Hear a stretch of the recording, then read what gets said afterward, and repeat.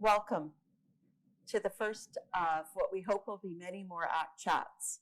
I'm Michelle Schmidt. I'm the Director of Instruction for ACT Community Training, or Autism Community Training. Before we begin, I would like to acknowledge that as visitors on this land, ACT Autism Community Training is grateful for the opportunity to work and learn on the unceded and ancestral territory of the Squamish, Musqueam, and Tsleil-Waututh people. These people have lived in this region since time immemorial. These nations are Hunkaminam-speaking peoples. The Hunkaminam and Squamish languages are part of the Salish language identity. We pay our respects to elders past, present, and emerging, and ACT is committed to reconciliation. Before we begin with this morning's presentation, I want to acknowledge some amazing news that was announced just last week. On March 30th, 2023, Bill S-203, the Federal Framework on Autism Spectrum Disorder Act, received royal assent. This important legislation outlines a commitment to the development of a federal framework designed to support autistic Canadians, their families, and their caregivers. To read more about the National Autism Strategy, follow the URL, which is embedded in this PowerPoint, which we will make sure people have access to at some time following the presentation. I'm honored to be attending a summit in Ottawa in the next couple of weeks, and I hope to learn more about that framework at that time. So now to the plan for the day. There's a lot of content here. I will probably go quite quickly. Thank you to Catherine, who is here for CART captioning with us today. Thank you to our tech folks that are ensuring that this event is streamed onto YouTube as well as Vimeo, and to all of you who are at home or at work or wherever you are today. So in terms of the plan for this day, pardon me, what I thought might be a good idea was to reach out to registrants, and that would enable me to hear from each of you who are streaming from wherever you are today. And I appreciate the fact that many of you actually circled back to me and let me know about some of the questions and content that they hope to have answered today. And so as a result of that feedback, I'm going to begin this morning with an overview of human rights legislation and how these relate to the Ministry of Education and Childcare policies. Next, I'll discuss registration and transitions to kindergarten, which is a hot topic for many of you.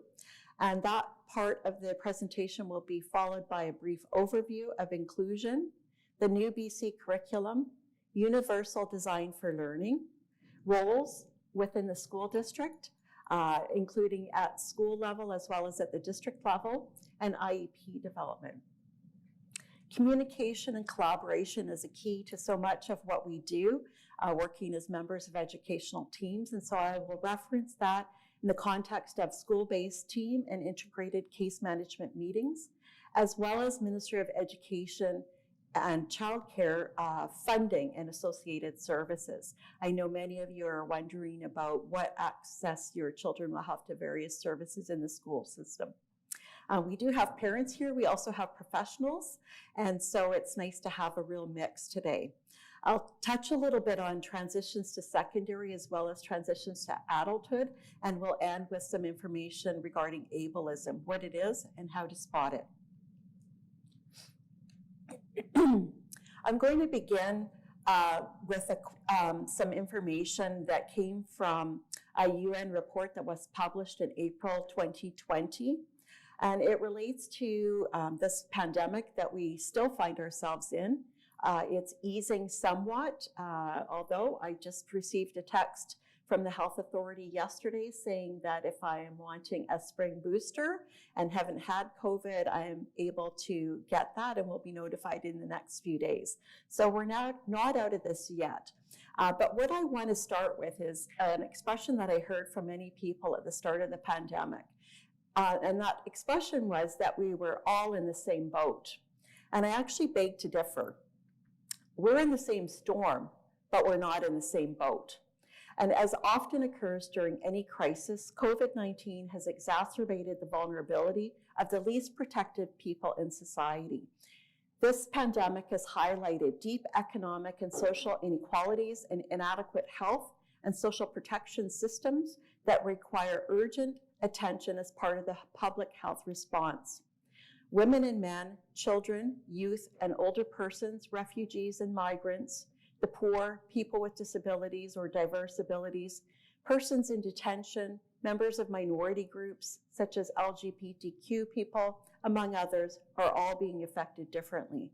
We have an obligation to ensure that everyone is protected and included in the response to this crisis and beyond. So how do we navigate these waters during these particularly challenging times? The United Nations Declaration of Human Rights came into being in 1945, shortly after the end of World War II. The stated purpose of the UN is to bring peace to all nations of the world.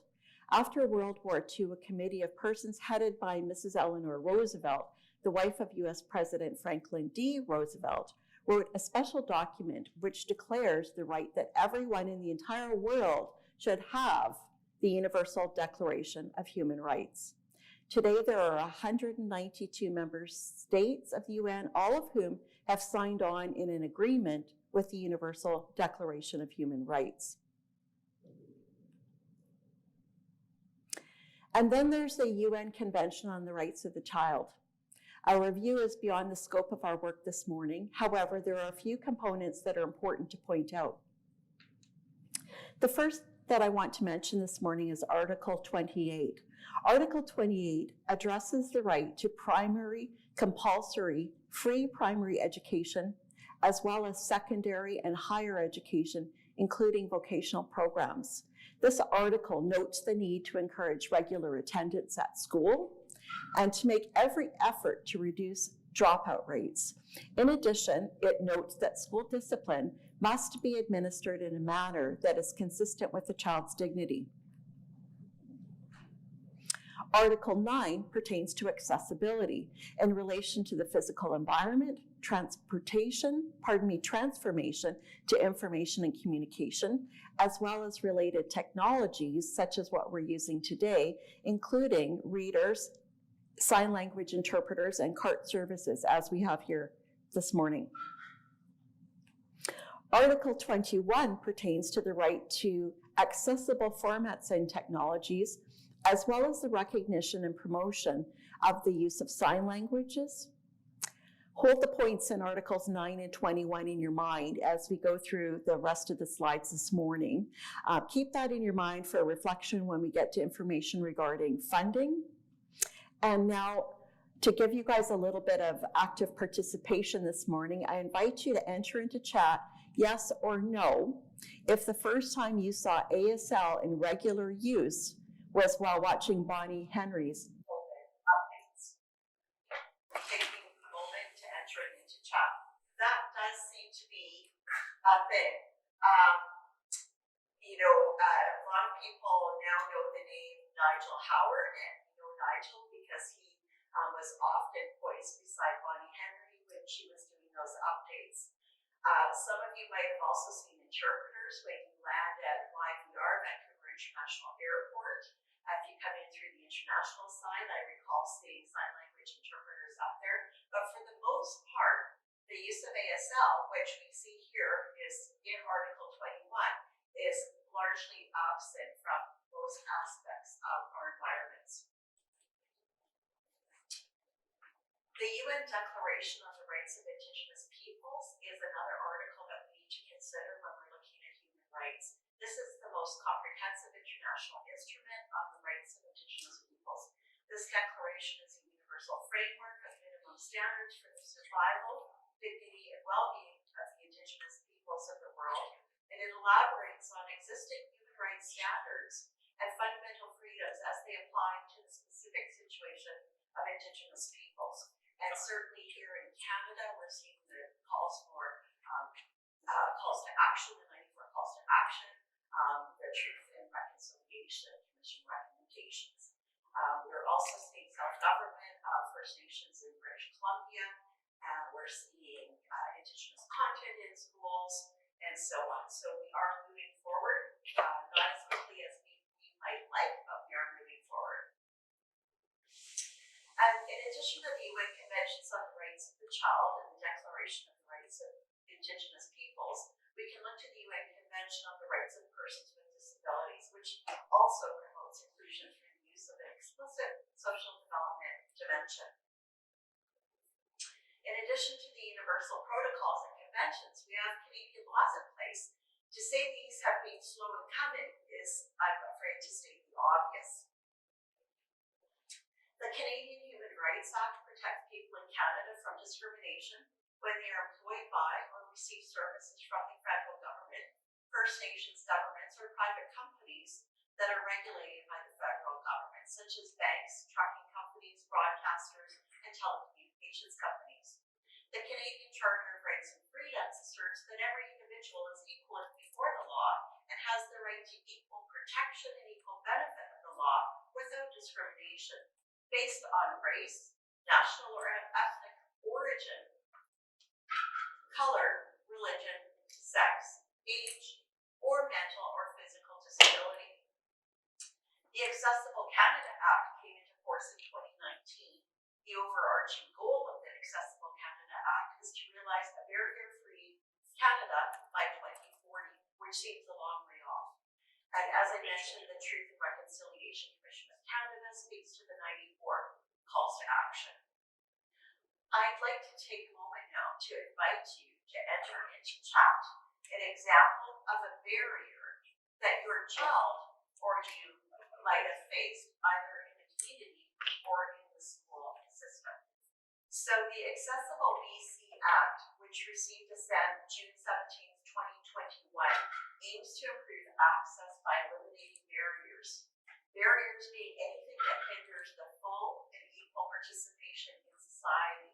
And so what we've been talking about here with the audience members is attendance on sports or involvement in recreational activities such as swimming or archaic elevators or just schools that are not designed in a way that people who might have differences in ability are able to access those. Barriers also pertain to attitudes. They can also pertain to information or communication, and they can be systemic, technological, or sensory. Organizations need to consider principles of inclusion, adaptability, diversity, collaboration, self-determination, and universal design. And the term universal design is a term we will hear more about later today. That will be related to what we do in the education system in terms of how we design educational programs for kids.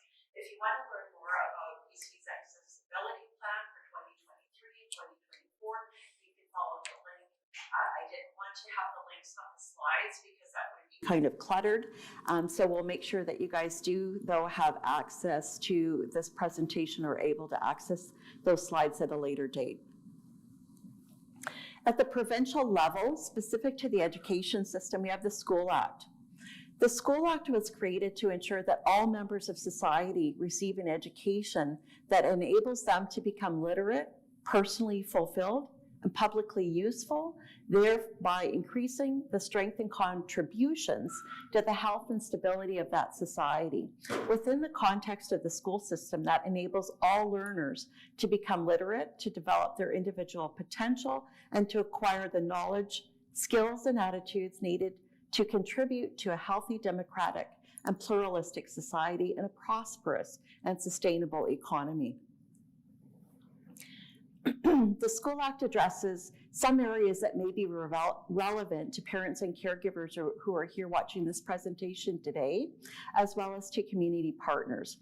At its foundation, the School Act relates to access to educational programs, entry to an educational program, and also appeals if things aren't going the way that you hope that they would be going.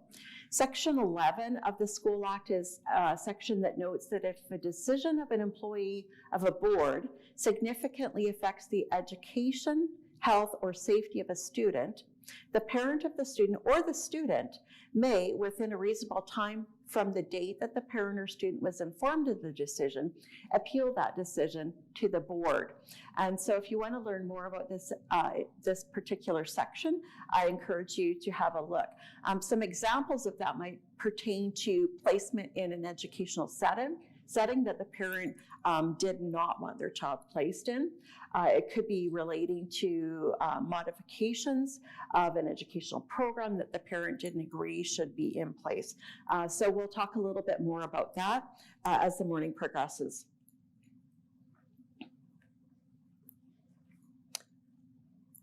The School Act actually has a number of components, but at its basic surface, and the piece that we all need to be highly aware of here, is that boards are required to ensure that students with special needs, or what I prefer to refer to as diverse abilities or disabilities, that they have access to an educational program in a classroom where they are integrated with other students who do not have special needs.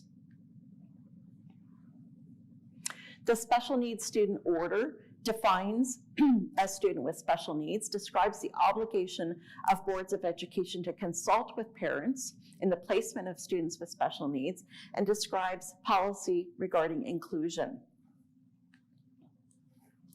The Support Services for Schools Order sets out the requirements for things such as auditory systems, speech and language services, medical assessments, and specialized health services.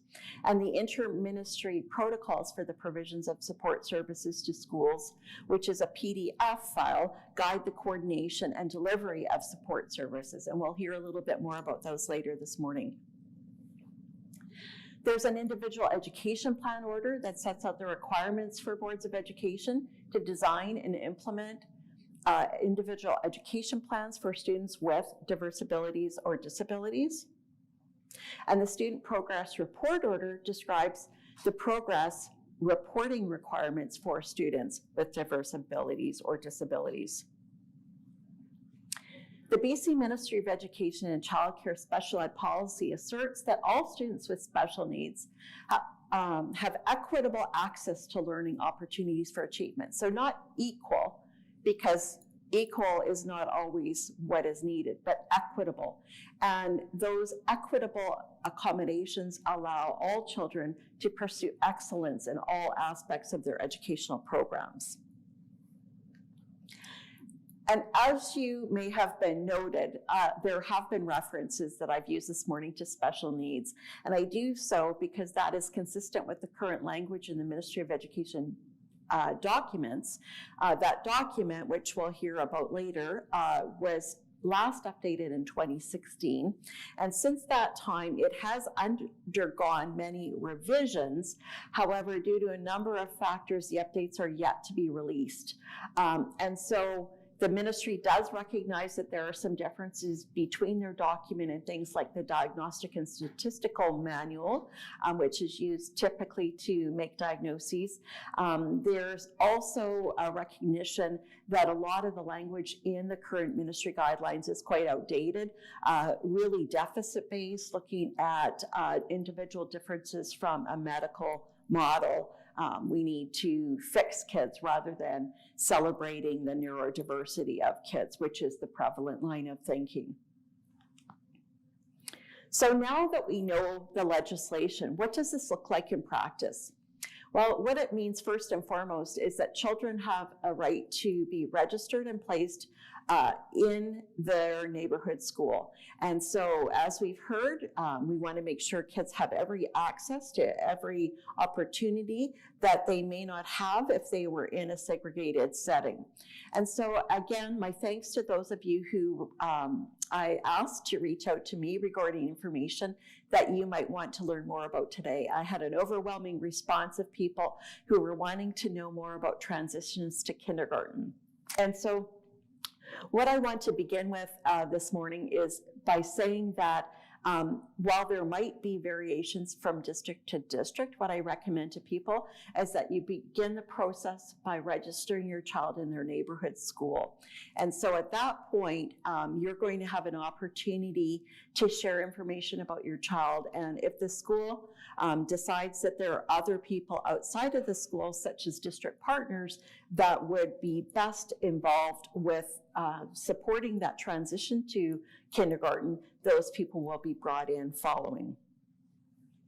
And so some things that I recommend that people consider, and the first one is providing consent for school staff to communicate with community partners, as this will really assist with transition planning. So community partners might be medical personnel, they might be preschool teachers, they might be daycare providers, they could be speech and language pathologists, behavior analysts, behavior interventionists, and sometimes there have been assessments that have occurred along the way, and as parents, oftentimes it's really difficult to keep track of those things, and so I'll talk a little bit about a way that you might do that in a moment. But before I get there, pardon me, if you can arrange for consent between the school and those various community partners, that's really going to mean that your child has a good sort of jumping off point as they're being handed over from essentially one group of agencies that might be providing support to those that are working in the school system. One of the things that I highly recommend is that you are aware of who the school-based point person will be, who will be facilitating that transition. And so that person is going to be referred to as a case manager, which we'll talk a little bit about more later. And I say that they'll be the case manager for now because I know from my many years of working in education systems that sometimes the staff that are there in the spring are not necessarily the staff that are there in the fall. And so it's up to the principal to ensure that there's a case manager who's appointed, and that person's responsibility will be to gather the information about your child, determine what's needed to help facilitate that transition. Ensure also that you, as a caregiver or parent, if you're watching, and everyone else who's there is aware of what roles people play. I've often spoken with parents who say, well, there was this person at this meeting, but I have no idea who they are. So as educators, if you're watching, just be aware of the fact that sometimes these meetings have 5 or 10 or dare I say 15 people attending, and it can be really overwhelming and really challenging for parents to be at a meeting, particularly when they don't have a clear sense of who those people are that are in attendance. One of the things that I recommend people do for children is to take a look at the My Booklet BC, which was produced by the Family Support Institute. There's a second revision that has been released, and essentially this is a booklet that allows you to keep track of all of the important information about your child so that you're not continually having to repeat your child's story to doctors, teachers, therapists, friends, or family members. Some other things that I think is really important for parents to be aware of and community partners to be aware of is that the teacher's role is quite different from the teacher assistant's role. And so the reason that I mention this is because a lot of times when I've had interactions with family members, they automatically defer to the education assistant for information about a child. I've even seen medical professionals go to the education assistant for information about a child. But the reality is it's the teacher who's actually responsible for designing, supervising, and assessing those educational programs for children, as well as instructing, assessing, and evaluating those individual children or groups of students. Whereas the teacher assistant or education assistant works under the general direction of the teacher, principal, vice principal, or director of instruction as it is, or may be. Many districts also have specialist teachers. They may be called resource teachers, support facilitators, inclusion support teachers, for example. And the School Act does give the principal the authority to appoint a case manager, and in some districts this is actually the classroom teacher in all cases, and at other districts it may be the support teacher. It could also be the vice principal, the principal, or a school-based counselor.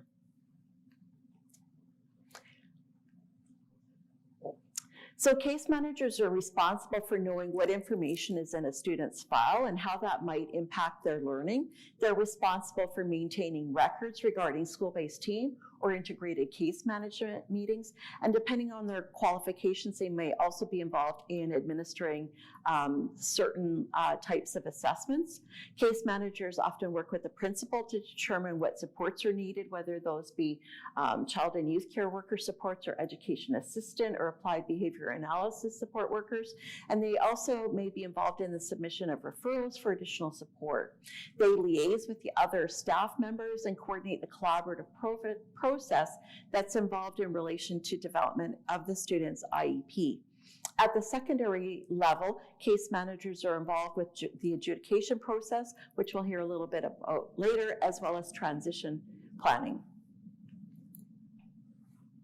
And so if you are a parent of a child who's transitioning into kindergarten or transitioning from one school to another, provide that case manager or their designate with any of the reports you have. So for a child who is deaf or hard of hearing, there might be an audiology report. For a child who is blind or visually impaired, there could be a vision assessment, an ophthalmology report.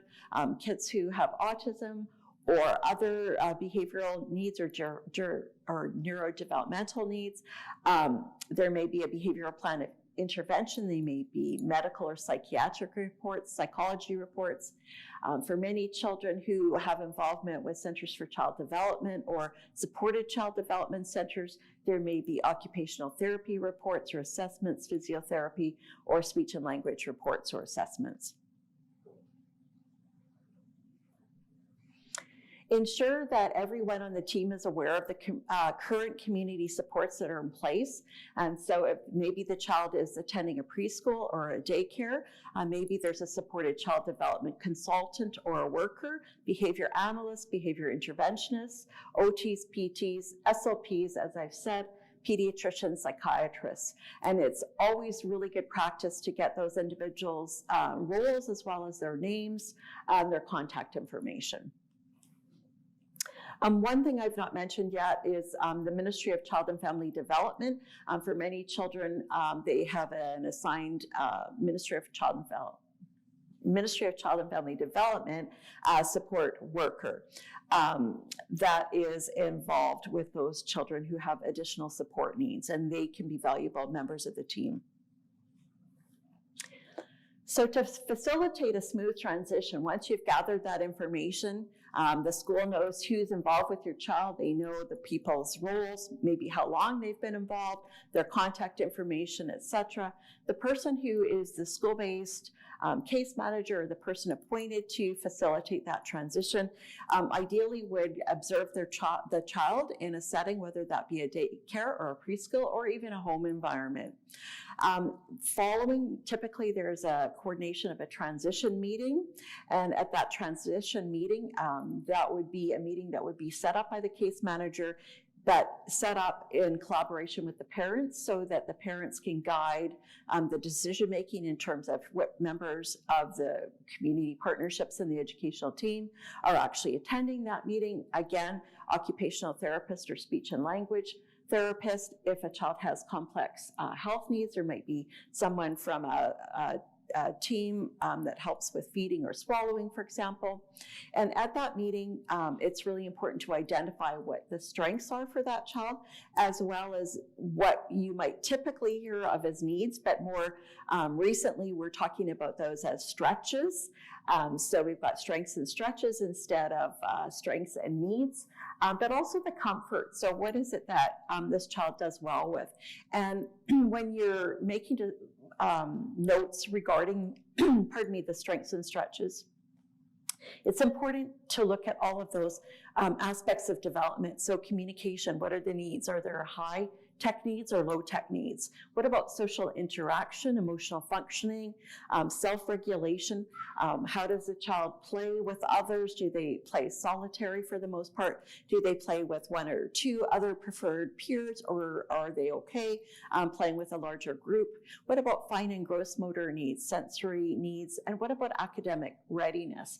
And for some kids, they may have some complex medical health needs that actually need support from from an actual nurse.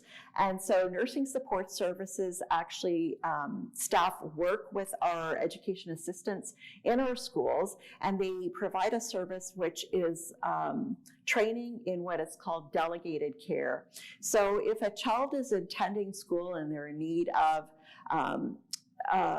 anaphylaxis, if they're at risk of going into anaphylactic shock and they're in need of medication as a result of that, or if they need support in relation to diabetes management, the nurses are able to train the education assistants to do that work, and it's referred to as delegated care. At one point in time, those referrals originated at the school level. Essentially, the parent said, my child has diabetes, and then the school worked with nursing support services to make sure that there was a care plan in place. But in more recent years, those referrals all go through a central organization through health. And again, the link will be provided to people through the PowerPoint. And so in terms of needs that children have, some of the kids that come into schools have really, really complex needs. And so if you are a parent or a caregiver of a certain age group, such as myself, a lot of children that had those complex needs did not attend our neighborhood schools when I was a child, whereas those kids are in schools now. And so sometimes that's a new thing for families. Also, families who might have immigrated to Canada from another country. I've experienced parents who didn't have their children registered in school because they weren't aware that their child was able to be registered in school, or they thought perhaps that they would have to pay for their child to be registered in school because of their child's needs, and that's certainly not the case. And so we have children in schools who have significant self-care needs related to feeding. They could have a G-tube or a J-tube. There are kids that aren't able to dress themselves. There are kids who are not toilet trained. And I know when I was doing meetings with families as children were transitioning to kindergarten, they would often say, well, I don't know how my child is going to manage because they're not toilet trained. And we would say, well, there are lots of children in school that are not toilet trained. And so we have staff who are able to do that. We also have occupational therapists and physiotherapists who would come into schools to make sure that the physical layout of the school is appropriate for children with mobility needs. Are they able to access washrooms? Do they need a larger washroom? Do they need ramps? Sometimes we have showers that are in schools for children who need that because of hygiene needs. Sometimes we have to make sure that we have lifts in place for kids, and sometimes those lifts are built into the physical space of the school, and sometimes those are lifts that are more mobile. Sometimes kids need wheelchairs or modified bicycles or standing frames. Sometimes there's a need for orthotics management. And those are all things that we routinely take care of when children come to school. So as a parent, trust that those school folks know what they're doing, and they will make sure that your child is appropriately supported. Some children are able to get to school on their own, and some children will require transportation. So that's another area to inquire about. Personal hygiene, as I mentioned, but also safety. So a lot of parents of children who may have some difficulty regulating their behavior, parents will come to us and they'll say, well, he's a bolter or he's a runner. And so for those young children, when they're coming into school, obviously we want to make sure that they're as safe as possible. We want to train them so that they stop when we want them to stop. But when they initially come in, we may need to have a plan of supervision in place for that child. So the plan of supervision is a plan that describes that potentially unsafe behavior, such as leaving the school. And then the supervision plan would include what information needed to be in that plan to ensure that that child was safe. So one of the questions that I heard from Inclusion BC and the Family Support Institute, when I reached out to them to sort of inquire about what they were seeing or hearing from parents, was that parents often weren't sure sort of who was at the district level and who to go to if they had questions sort of in that hierarchical sort of a level. All school districts have boards of trustees, and and those people are the ones that are responsible for hiring the superintendent. Some large school districts may also have a deputy superintendent. Surrey has, and some of the other larger districts do as well. And then typically there's a director of instruction that reports to them, or an assistant superintendent. So there are some variations in districts. So in Surrey, where I worked most recently, the assistant superintendents had oversight of the schools and the principals and the director of instruction, which was what my role was. I was the one who worked more closely with the inclusive ed side of things, whereas in other school districts, that pattern is reversed. The director of instruction might have oversight of the principals at their regular schools in the areas, and the assistant superintendents may be that liaison person for the inclusive ed department. So I encourage you to find out what that looks like at each school, because it may vary. But either way, there are usually district principals that are in charge of inclusive ed. In some small districts, there might be a district vice principal in charge of inclusive ed. And in some small districts, there could also be a director of instruction who has oversight of inclusive ed, and then other tasks as well. So again, if you go to a district website, usually under learning services, you are able to figure out sort of who is who in terms of that routine.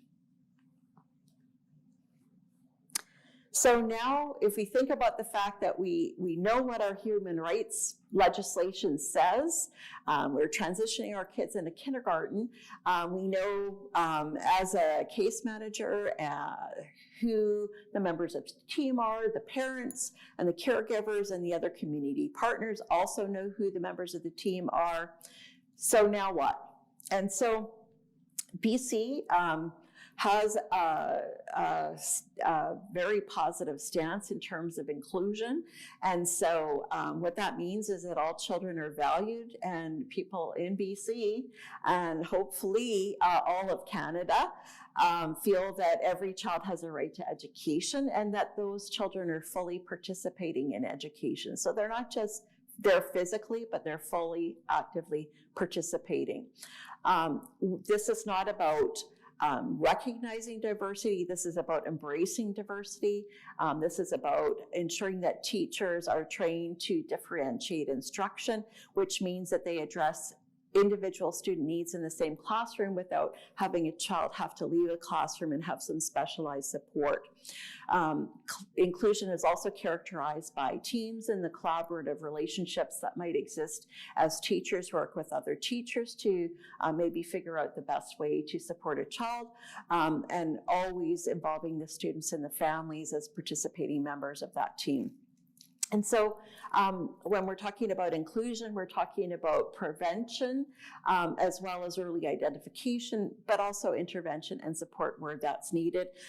Fortunately, in this day and age with our 21st century technology, assistive technology goes a long way to help sort of level the playing field for many of our children and adults. I've put a link to Shelley Moore's videos if you are not aware of her and you want to learn about inclusion. She is now, as of recently, Dr. Shelley Moore, but she has a number of videos that have been developed in a way that make things really, really easy to understand. She's talked a lot about inclusion, and her little visual on the right side of the slide illustrates exclusion, segregation, and integration. And so again, because I think that we learn best about things that we're exposed to by reflecting on what our own experiences were like when we were in school, I'd invite you to enter into chat what mostly you experienced as a young person when you were in school. Was it inclusion? Was it exclusion? Was it segregation? Or was it integration?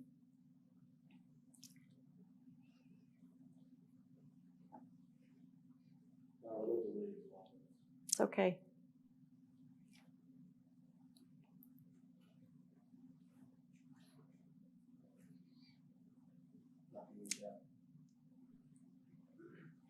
And I will speak to a quote by Audre Lorde. It is not our differences that divide us. It is our inability to recognize, accept, and celebrate those differences.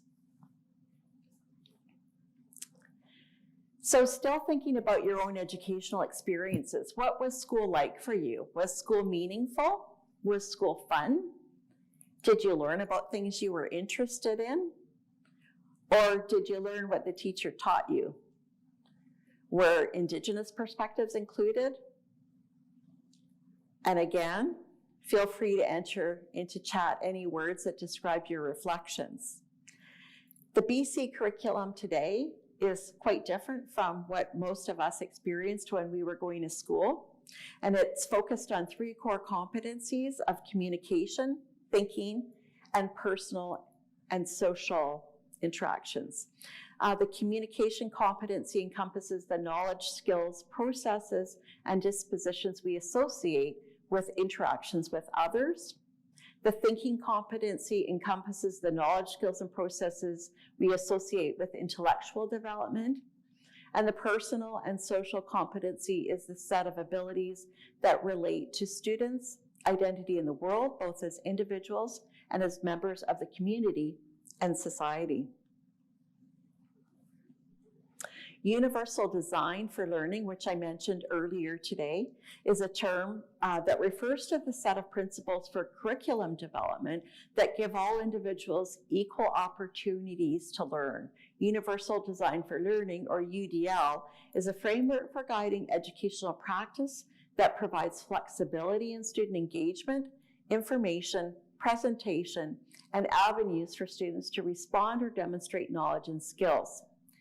The term universal design was actually coined in the field of architecture in the early 80s. The underlying concept is to incorporate in the design of all product features that make them aesthetic and usable to the greatest extent possible by everyone, regardless of age, ability, or status in life. So think about the environment in which you live, and feel free to enter into chat some examples of UDL that are in your environment. Car seats that adjust, curb cuts, sloped entrances, computers and software that have an option for screen reading, large print, high contrast colors. And I appreciate foreign films, so when I'm watching Netflix, I always have the captions on. Those are things that benefit more people than what they were originally designed for, and that, in essence, is what UDL is about. In BC, so as to align with the curriculum and to ensure that the curriculum was accessible as possible for all learners, a provincial task force with representation from over half of BC school districts, as well as the BC Teachers Federation and the Ministry of Ed and Childcare, worked together to create a competency-based IEP that would better align with the redesigned curriculum. You might also be familiar with individual education plans. And so those plans are for children who have diverse abilities or disabilities that require a more intensive level of support. An IEP is a documented plan for a student that describes information about that student, as well as their learning preferences, what others need to know about the child, such as I use my iPad to communicate. Information about their learning profile is included in an IEP, and though the information about the learning profile is specific to their personal learning profile, their social and intellectual domains. And within that, we want to look at, again, the strengths of those children in each of those areas and any stretches. And so when we're looking at IEPs, we see references to universal classroom supports. Those are supports that at one point people might have referred to as adaptations. And essentially, those are supports that any child may access at any time, such as visual supports or providing step-by-step instructions. Essential supports are those supports that children need that most children do not need. And so That might include something like regular speech language support. It might be an ASL interpreter. It might be the use of assistive and augmentative communication. It could be Braille text, for example.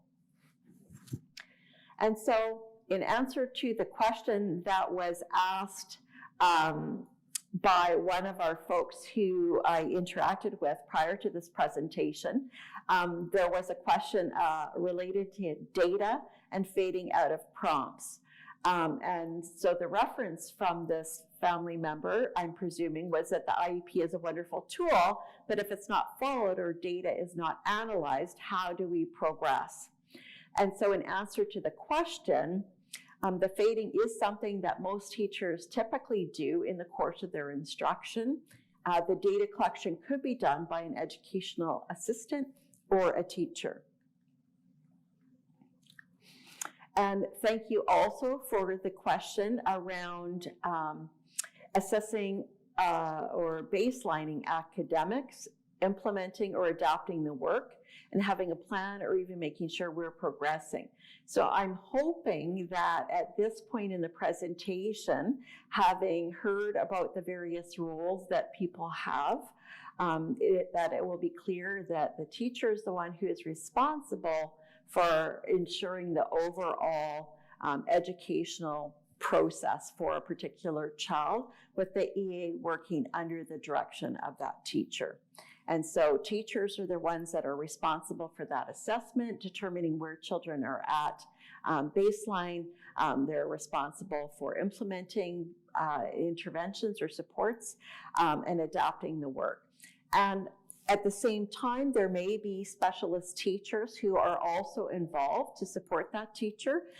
Teachers are not always experts in every little aspect of education. And so where a student does require some specialized instruction, this is best done in consultation with resource personnel available. So that could be more of a specialist type of a teacher, could be a speech language pathologist, an occupational therapist, EA, again, with the student as appropriate or the parent also being involved.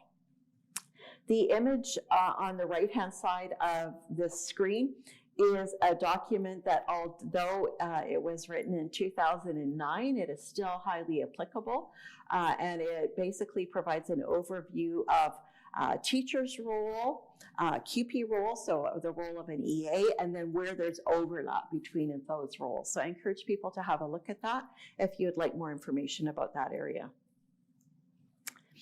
And the reason it's important to talk about education assistants and teachers in the various roles is, if we think back to the content in the last portion of this presentation, we've talked about universal design for learning, we've talked about competency-based IEPs, we've talked about IEPs, the role of various people.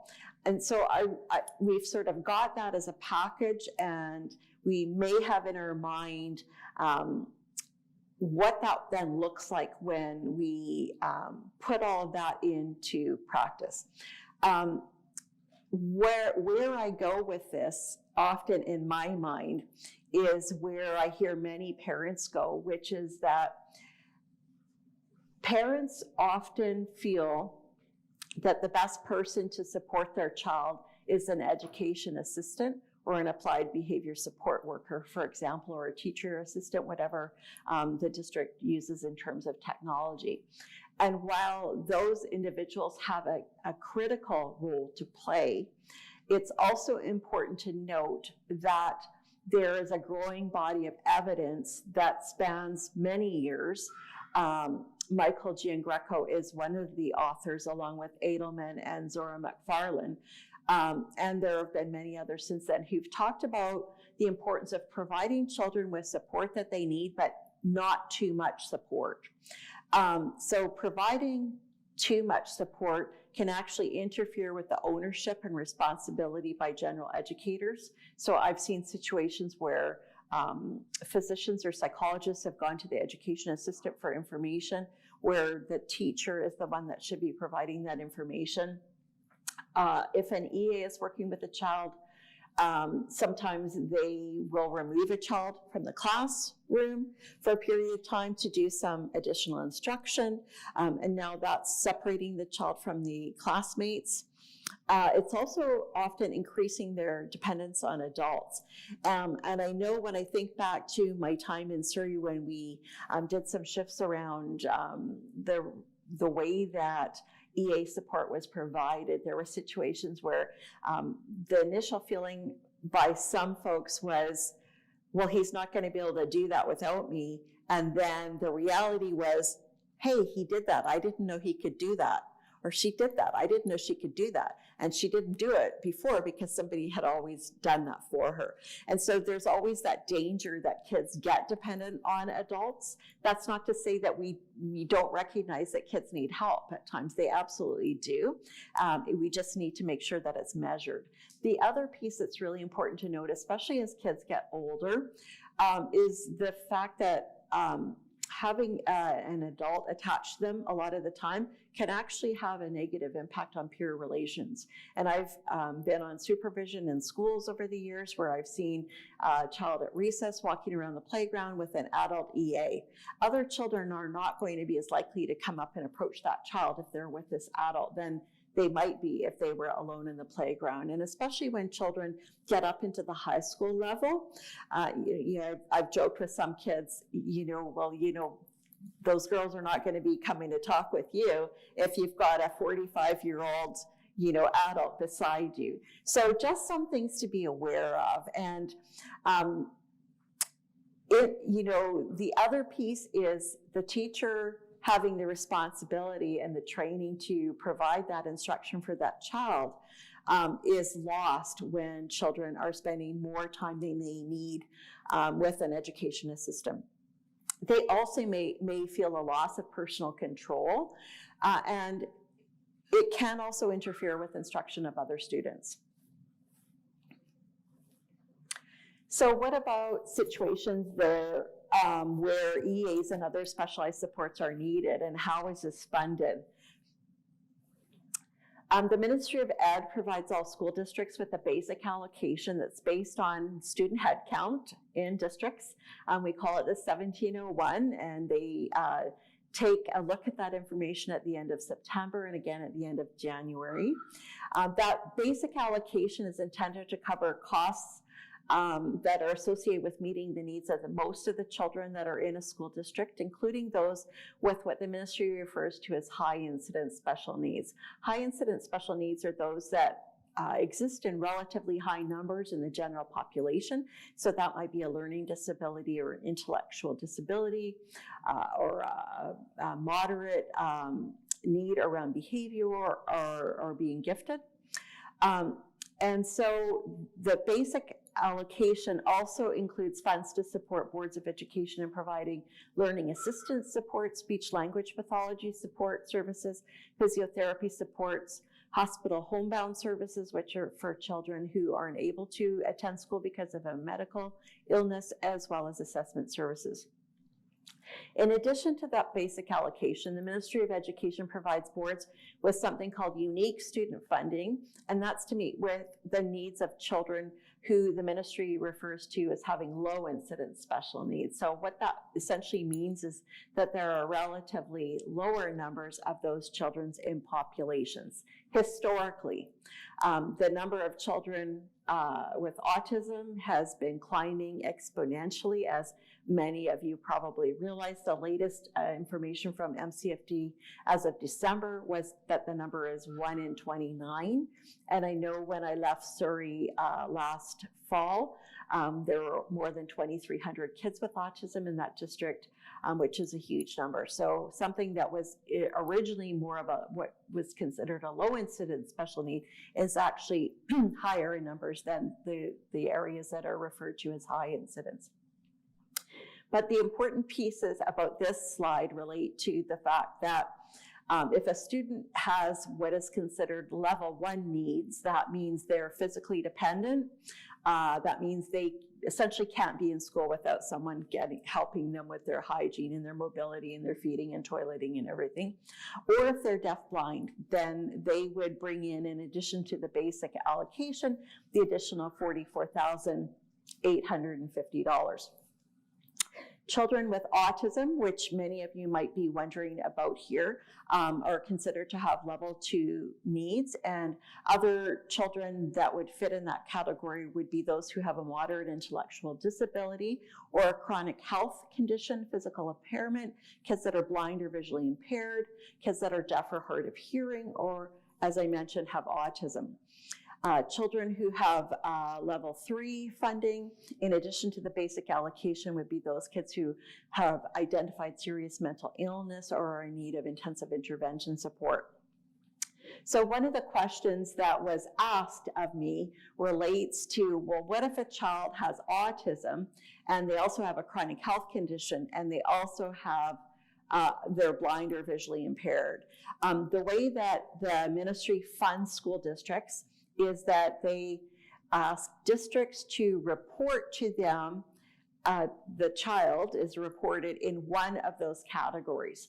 So even though a child might have autism and be blind and may have a chronic health condition, they can have all of those designations, and certainly their programming should reflect their needs in all of those areas. But in terms of reporting to the ministry reporting would be in the one category. Usually districts would report in the category that yields the highest level of funding.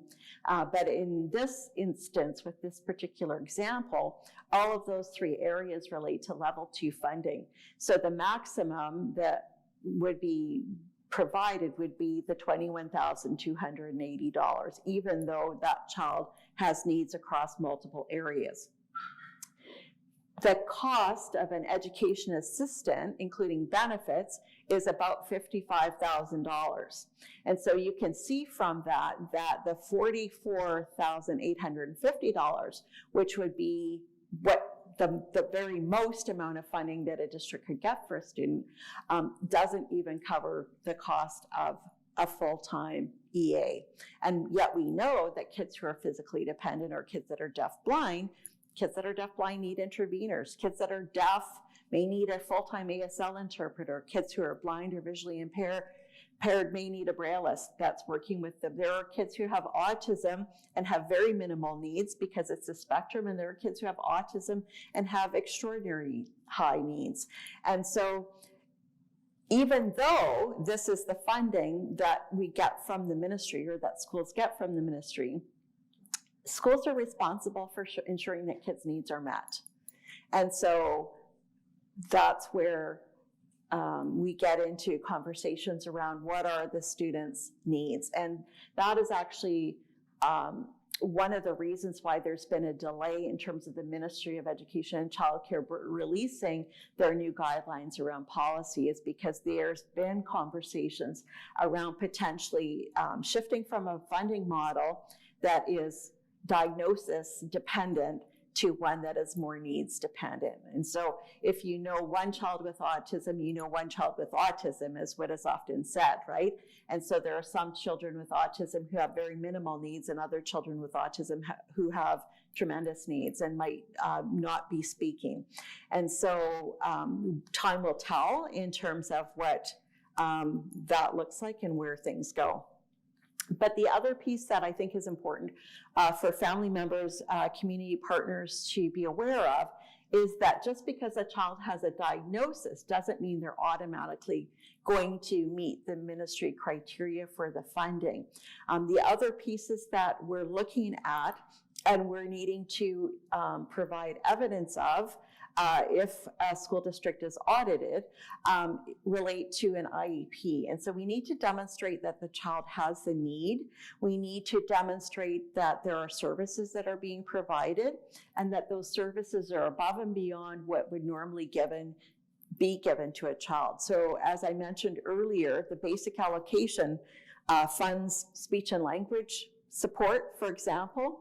or counseling support, for example, those services would not be above and beyond. So we need to show that there's additional EA support or behavior intervention support that relates directly to that student's diagnosis. And so now if we think back to the discussion regarding transitioning to kindergarten, and I talked about the importance of the case manager, and I talked about the need for the case manager to have access to any documentation that you have regarding your child's medical or other needs, that information forms the basis of the documentation that schools ensure that they have in place so as to report children to the Ministry of Education as meeting criteria for particular designation that leads to some additional funding. And that's the question that you had. And so that is the answer to that. And so then the other piece relates to, well, what if my child doesn't have a designation? If your child doesn't have a designation, but they need support, they should be provided that support. Again, when we think about all of the legislation, we think about the human rights, the UN declarations and rights for children with disabilities, or rights for children and people with disabilities, rather. There's nothing in there that says, but you have to meet this criteria for that. It's, no, this is what you need. You should get what you need. And so that's something that's really important to stress. One of the questions that came back to me related to services for a kid with autism. So that was the exact wording. And so I'm going to start by saying that those tend to be somewhat district dependent, where we get into more specialized kinds of supports. But as you've heard this morning, teachers are looking at inclusive learning environments. We've got core competencies in education. We've got curriculum-based IEPs as well as regular IEPs. We've got universal design for learning, where we are making sure that people have multiple ways to access that content. And so that really is a key difference, I think, when we consider the education system as it stands today compared to how it was in past years, certainly in my time growing up. And then within an IEP, there are lots of strategies that can be incorporated into that. So priming, basically front-loading children with content that is going to follow in a particular activity. Also making accommodations and modifications to assignments. I'll talk about modifications later because we should not be modifying school programs when children are in elementary school. We should be making sure that we provide them every particular opportunity that we can for them to access that learning. Visual supports are a common means of assisting autistic students with focusing on tasks. Have a look at the Autism Community Training website. We've got some really great videos that Brenda Fawcett has created that provide information on the use of visual supports. Handwriting can be a challenge, and so there might be some modifications to that. That's not considered a program modification, so that would be fine. Kids do well with choices. You know, do you want to do this or do you want to do that? Incorporation of special interests. So kids that have fascinations with particular objects or particular topics.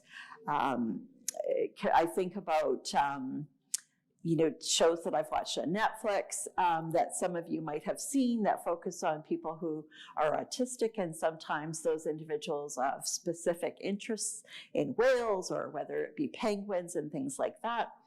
And the other thing that's also really helpful is for kids to know where their home base is. And so is there a safe place where that autistic student is able to go, where there are going to be people that they know and a calming presence? Now, I'm going to shift there now to something that we don't want to be seeing in schools. So when we talk about a home base, sometimes people think about a room where kids can go and there's this quiet spot for them.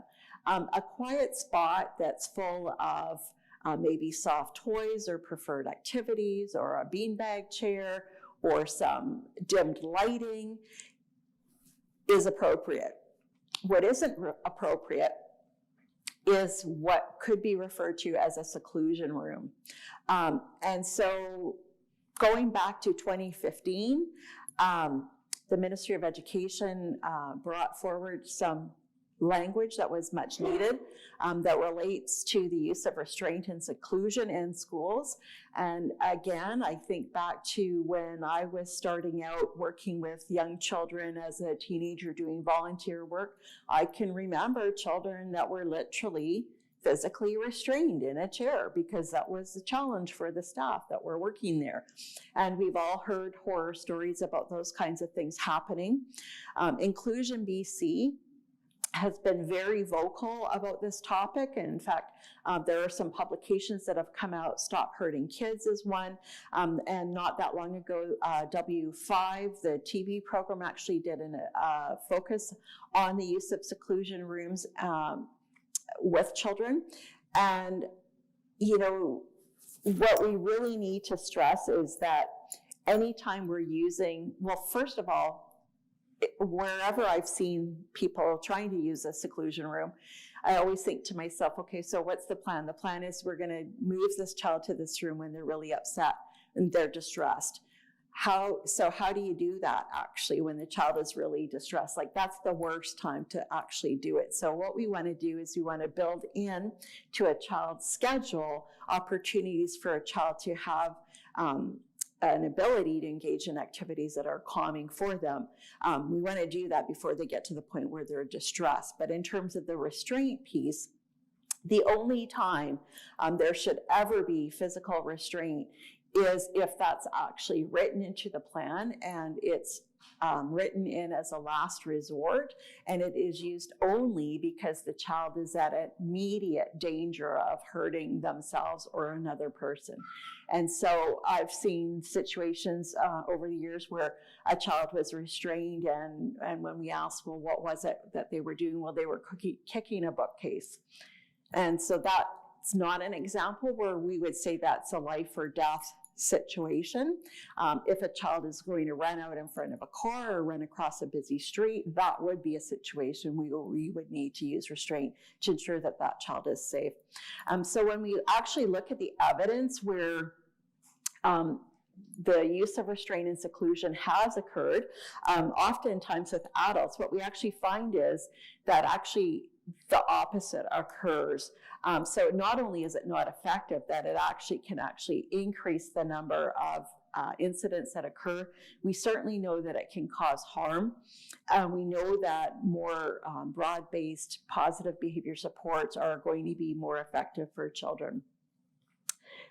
In the coming months, ACT is going to be focusing on some training in some alternative areas that would essentially speak to exactly what we're talking about here, which is there are many other things that we can do so that we don't get to a situation where a child is engaging in a behavior that's so significant that we need to restrain them or have them in a seclusion room. The other piece that is important to mention is that there are many children who have sensory needs. And again, I mentioned the child that may be benefiting from spending time in a room where they are able to have dim lighting or soft music or look at something that's relaxing for them. So it could be a bubble tower, for example, sitting on a nice cushion. Sometimes occupational therapists will actually do sensory assessments, and they'll make determinations around what that child might benefit from, and they might schedule those things in. Some kids have, we call them weighted lizards. So basically they're stuffed like fluffy toys, but they have weights in them. There are many people that now, including myself, use weighted blankets because it helps me fall asleep at night. And so we have things like those that are in place. And we, again, and I don't want to put in a plug, but I'm putting in a plug. We've got our Focus on Research event in April, and the focus on research is on sensory needs, sensory supports, and anxiety, and how those overlap with autism. And so if that's an area that you want to learn more about, be sure to attend that event in April. Speech language pathologist support, and some schools have, some school districts have ABA support. So sometimes they have behavior analysts that work as members of the school team. Some of them are actually employed by school districts, and some come into schools as partners and working with behavior interventionists in the schools. Also, some districts have incorporated additional training in principles of, in techniques that apply principles of ABA to the educational programs that these kids are involved in. So in Surrey, for example, we brought in behavior technician training, which some might recognize as RBT training, because this is a training where people can actually be registered if they're wanting to do that. Functional assessments, so practical functional assessment as well as skills-based treatments and positive support plans are commonly used. But sometimes, in spite of what we know about those kids and all the community partners, and we know everybody's role and we know who's involved and we have meetings, you know, sometimes kids continue to struggle. And so the whole approach behind a school-based team meeting is that there are a number of people that are attending that meeting. They all bring varying degree, they bring in degrees of expertise that vary depending on their focus area. And so essentially a school-based team is a problem-solving forum. And so typically the case manager would make a referral to school-based team where they were feeling stuck with a child's progress. They'd met with the family, they'd met with community partners. And so essentially this takes things to another level where they would look at essentially what else could be done to gather more information about the student, what else could be done in terms of the intervention for that student. Sometimes there are referrals for speech language support or occupational therapy or whatever. Could be a psychoeducational assessment referral if this was a child where people wanted more information about their learning profile.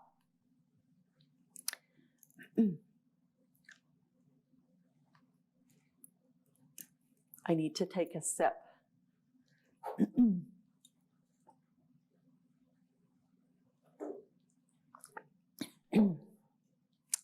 And so school-based team meetings, I think some people think that those are often one and done, but the idea is it's a problem-solving forum and recommendations are made and then people go off and try them. And then they may come back to school-based team and say, you know, that worked or that didn't work or it sort of worked, maybe we need to tweak this.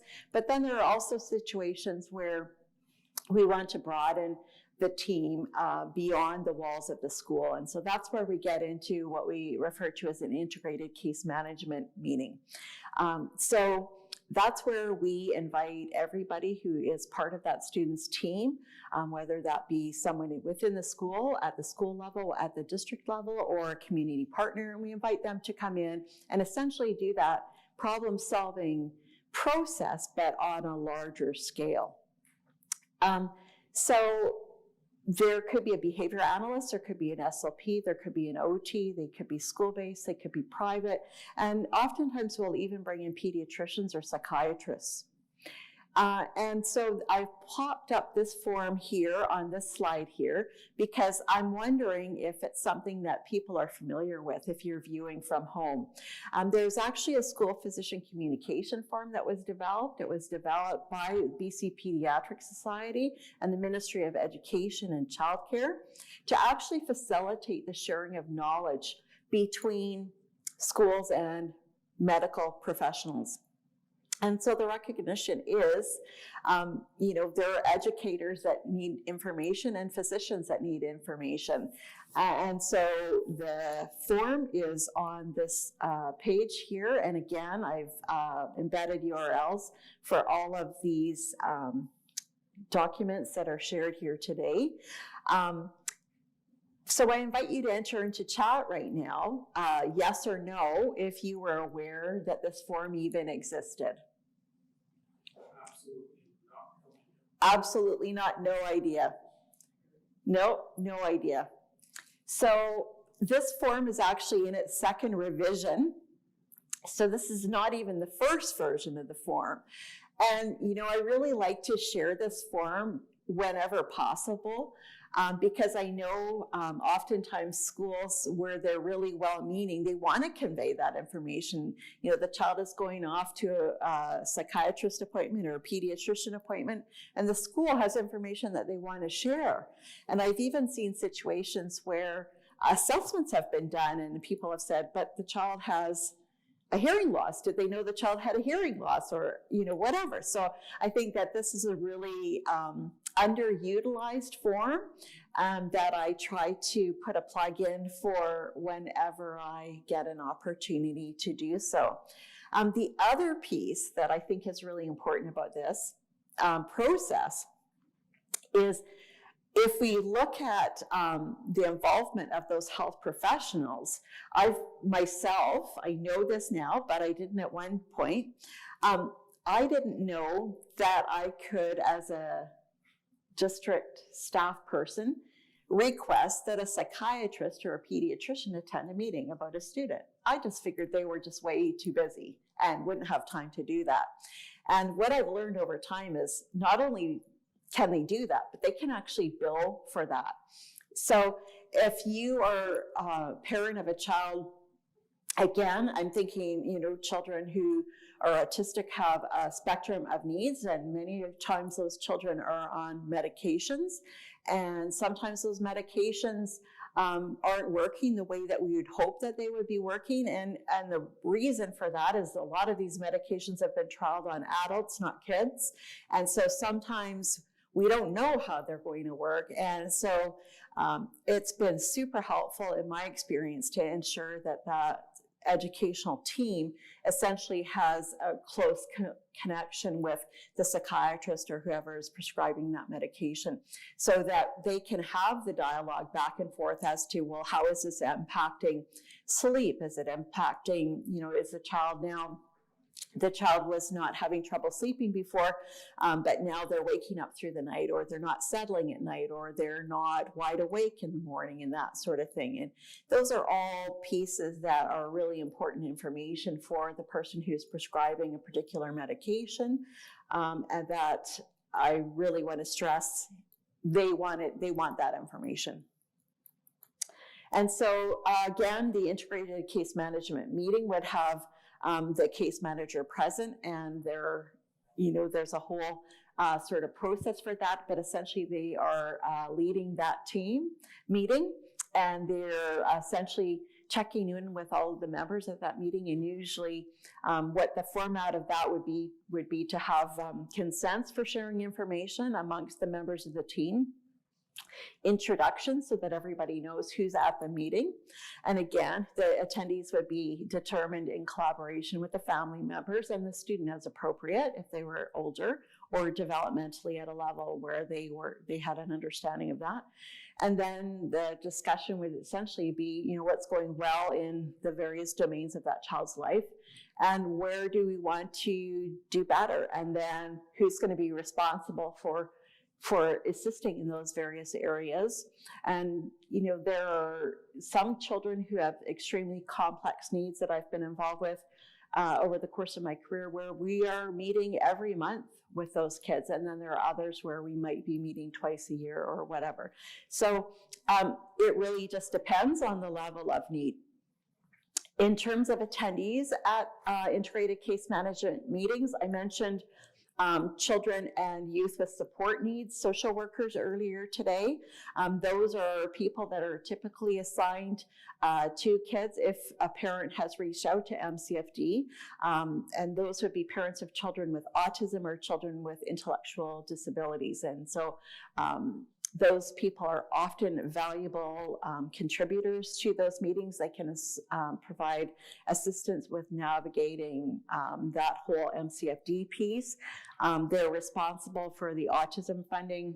They may also be able to provide respite. And BC Youth and Family Services is another avenue to be aware of as a parent. So again, follow the URL to learn more about how to engage with these services, but essentially they would provide special support to assist with transitions, access to any useful services that might help keep a family together during challenging times. It's a full-time job having a child with diverse abilities or disabilities. Whenever we're talking about integrated case management, we want to make sure that the child and their parent is at the center of this entire process. And then the Ministry of Education and Childcare, Child and Family Development, Health, and members of the community are all essentially around providing that wraparound support that's needed. So communication. So again, this was a topic where people had lots of wonderings about. So one of the questions related to what channels do I have to keep open or transparent communication with school teachers? And the other related to how can I make sure I get all the support my kid needs? So in terms of communication, the Ministry of Education and Childcare has some formal structures in place that are aligned with the curriculum, their reporting framework, which again, you can follow the URL, and there's specific information for families. In recent times, they've decided that there will be five communication periods. 3 are written and 2 are of a flexible format. Beyond that, and what I would certainly recommend is if you're a parent or a caregiver or a community partner, to really have a clear path for what that communication is going to look like. The communication should come from the teacher. Remember way back when I talked about the fact that the teachers are the ones that are responsible for the program, the assessment, etc. Some districts, I have seen situations where parents are curious as to why EAs are not the ones that are having that communication with the family member, because oftentimes the child is with that EA when the parent comes to pick up the child after school or meets them when they're dropped off or whatever. The reason for that is it's the teacher's responsibility to do that assessment and the reporting piece. And so some people in their minds are thinking, well, that's not the job of the EA, that's the job of the teacher. So at the same time, we know that teachers have, 25 or 30 children potentially that they're responsible for. And so it is a challenge to have that communication with all of those parents, if all of those parents are wanting that same communication. And so related to that, sometimes people will use communication books. And so what I recommend is that while that might be appropriate for a young child, be cautious about that when that child gets older. I'm thinking of situations where children are able to read the content in the communication book. And so there might be some communication between parents and educators that interferes with the dignity for this particular child. If the content is of a sensitive nature.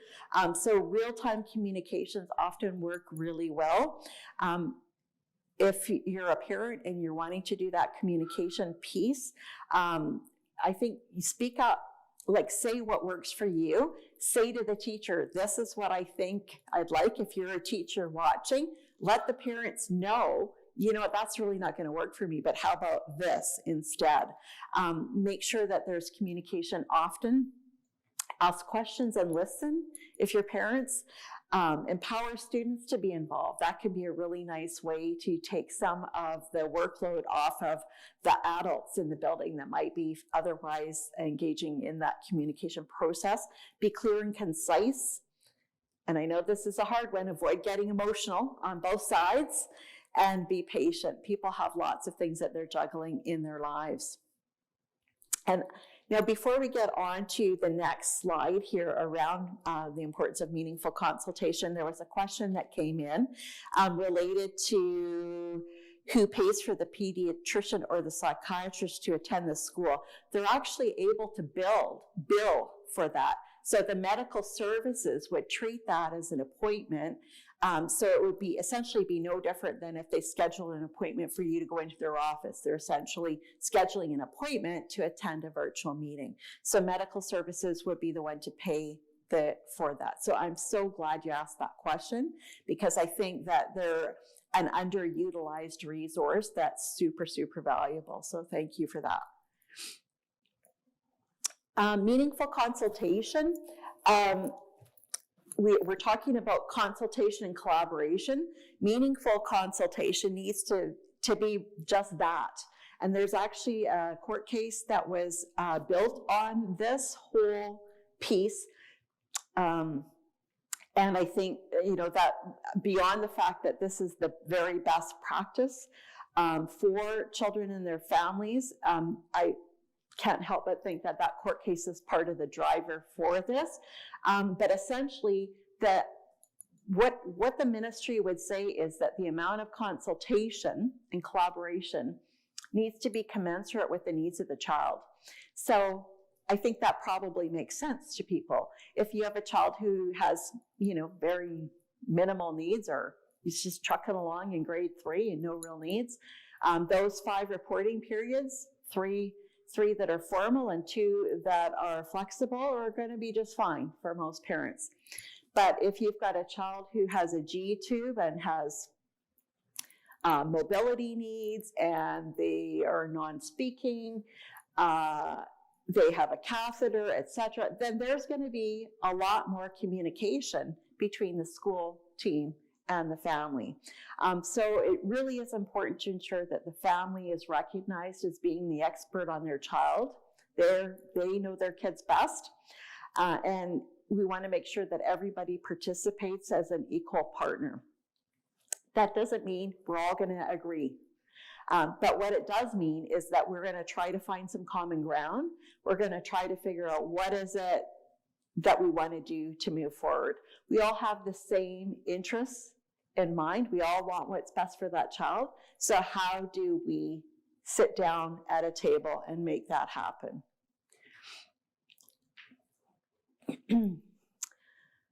So where is meaningful consultation particularly important? It's particularly important where we're making decisions about a student's education placement, for example. So some school districts have what we call social development classes, which are typically for kids who have behavior challenges. There might be an alternate program, which might be for more of an older child. There could be decisions made around a psychoeducational assessment. Anytime any of those program changes or activities are contemplated, the parents need to be brought in and they need to be involved and part of that process. They need to understand what it is that is potentially happening, why it's happening, and they need to understand that they can say no to that happening. In terms of individual education plans, positive behavior support plans, we always stress that parents should be involved. There are some parents that choose not to be involved, but all parents must be offered the ability to be involved in that process. And the other piece about meaningful consultation that's super important is the last bullet, which is that mutual obligation piece for people to be able to provide timely information in 2 directions. And so if something has happened, let's say in a home environment that was distressing for a child, it's really helpful for the school team to know in the morning that that's what happened, because that child may present in a way that they don't typically present when they arrive at school. Similarly, children who, if they're sick, they're not 100%. I've seen situations where, things have gone really sideways at school, and then the parent says, well, he was actually sick last night, but I thought he was better, or he said he felt better. And then things go sideways. So it's just really helpful to get any of that information. And that goes in both directions, right? So John had an argument with Susan and they're super upset about it. So that's an important thing for people to know as a parent. And so again, just to sort of summarize, the consultation before any decision is made regarding placement of a child within the school system or preparation of the IEP. I mentioned already that the depth of the consultation and concomitant obligations are in relation to the intensity of the needs of the child. And we need to make sure that this communication is going both directions. And recognize we're all there to support this particular child.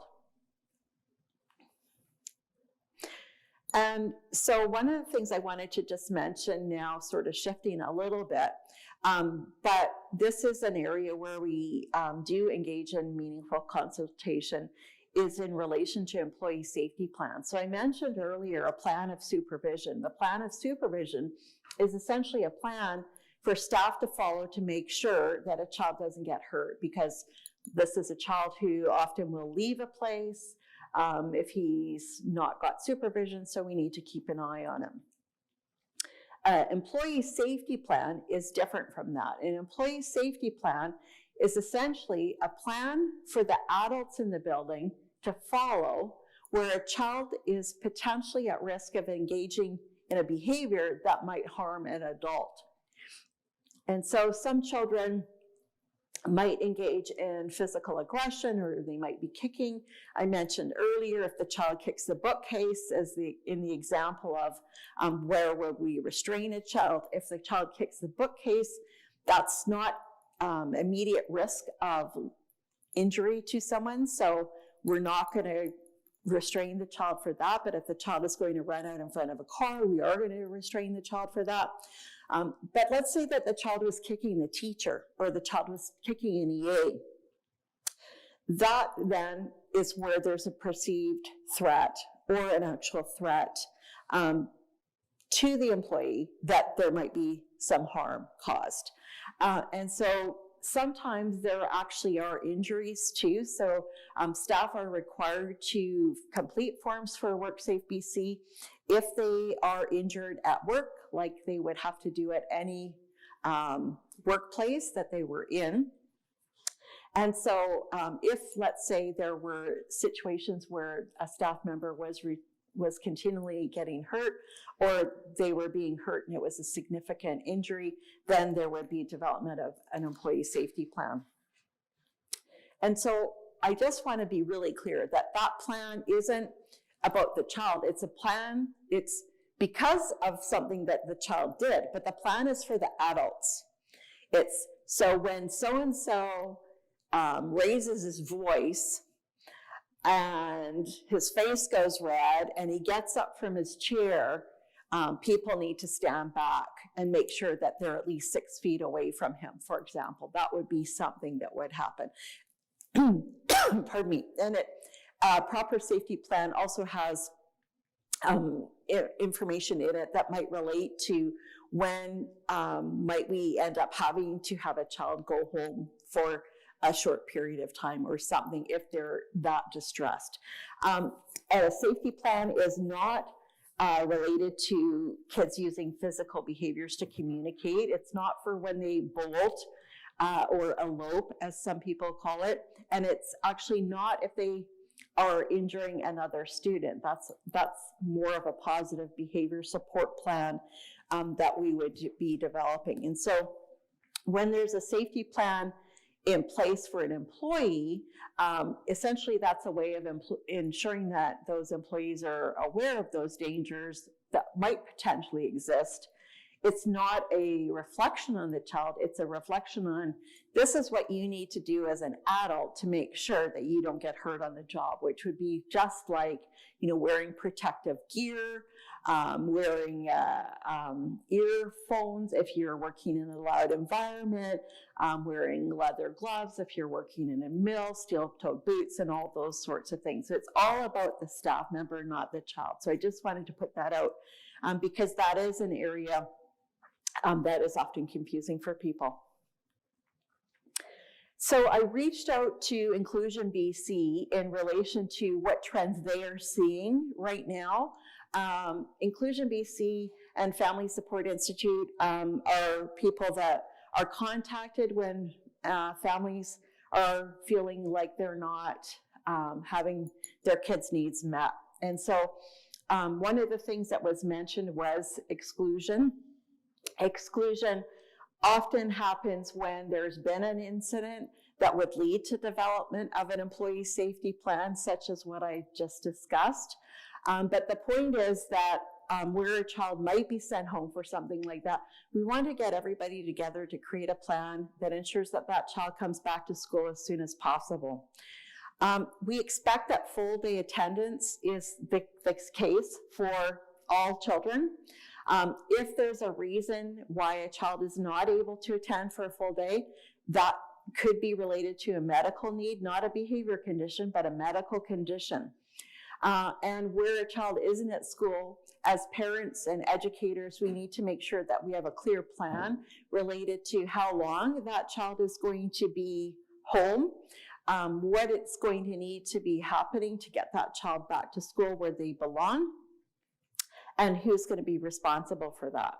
One of the things Inclusion BC said was that they're experiencing a large number of kids that are being sent home with no concrete plan on bringing them back or keeping them in modified schedules for too long. So an example of a modified schedule would be a gradual entry plan for a child. Sometimes school teams will write a plan that says this is what this child must do or must not do, and what period of time is that the case for.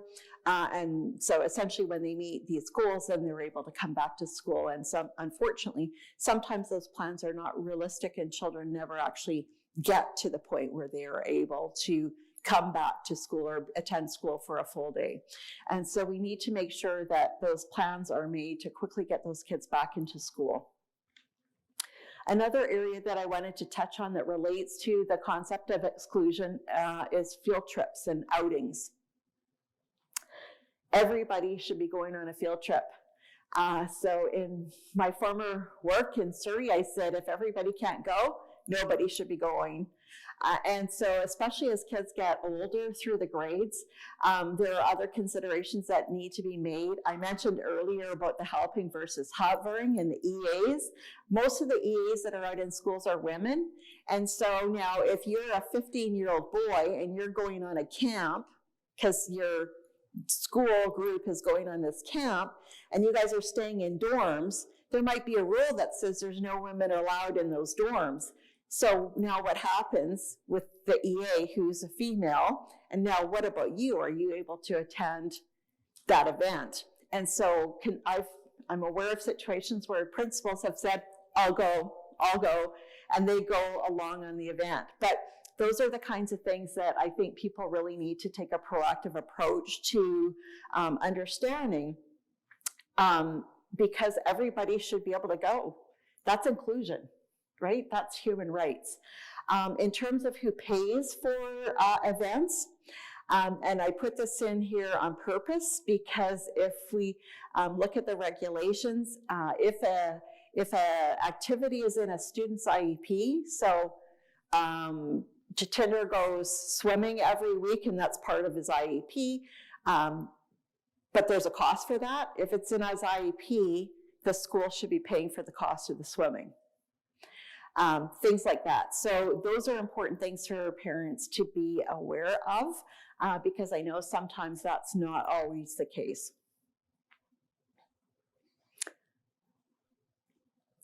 So here's one. So what about kiddos who have super complex needs and then the EA is absent?